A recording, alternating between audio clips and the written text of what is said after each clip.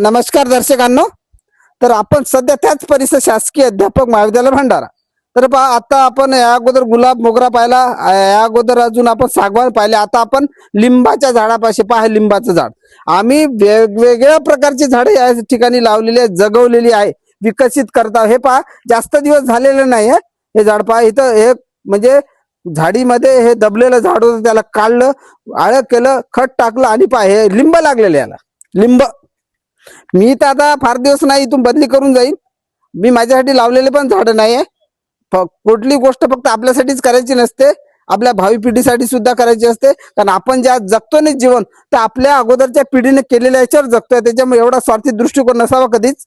पण आपण गेल्यानंतर कमीत कमी एक झाड तरी लावावं. मी कितीतरी झाडं लावलेली आहेत, जगवलेली सुद्धा आहे. आणि या गोष्टीचा मला आयुष्यभर स्वाभिमान वाटत राहील की मी माझ्या आयुष्यामध्ये नवनिर्मिती केलेली आहे, येणाऱ्या पिढीसाठी काहीतरी चांगलं करून ठेवलेलं आहे.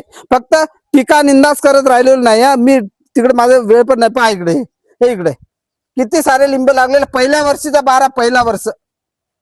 आणि खूप आता आता हे बघा, हे पुरं हे इकडे म्हणजे पहिलं आणि हे करवंदाचं झाड आहे. हे इकडे दाखवा पहिलं. हे गोड लिंब, ज्याला आपण गोड लिंब म्हणतो याला.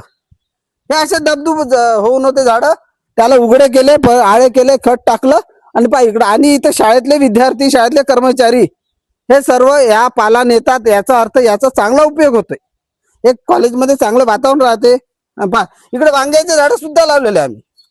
आणि मी याच्यातलं मी काहीच नेत नाही आणि मला न्यायचं नाही मागे. हे बघा हे सर्व पहा. आणि आता करवंद, सर्वात महत्वाची गोष्ट, हे करवंदाचं जे झाड आहे ना, दुर्मिळ आहे.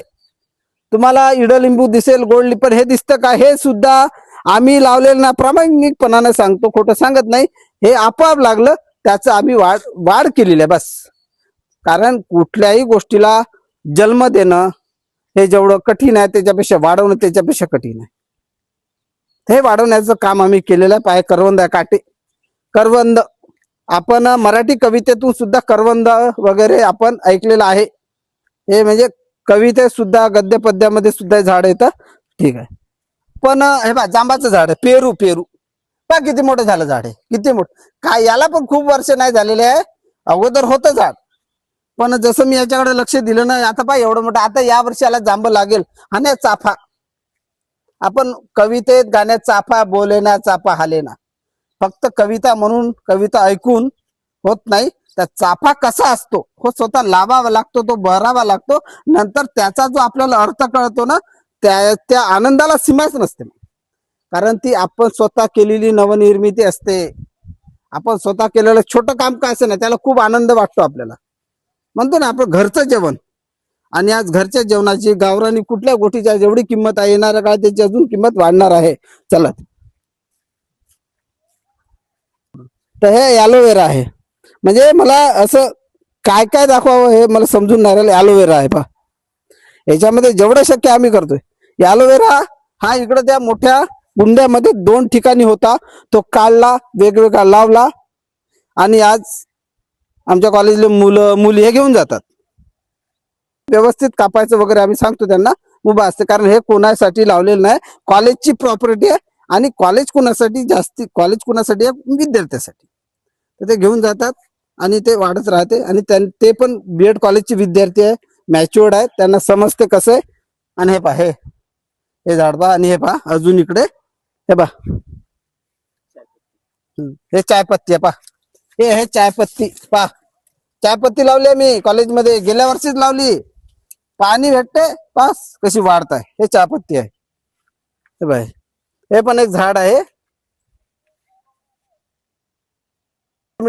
आता बा, हे लिंबाचं झाड आहे. याचं एवढं इथं पूर्ण काटेरी चीज भिलाईचे झाड वाढलेले होते, ते तोडले तेव्हा त्याच्या खालून हे झाड दिसलं.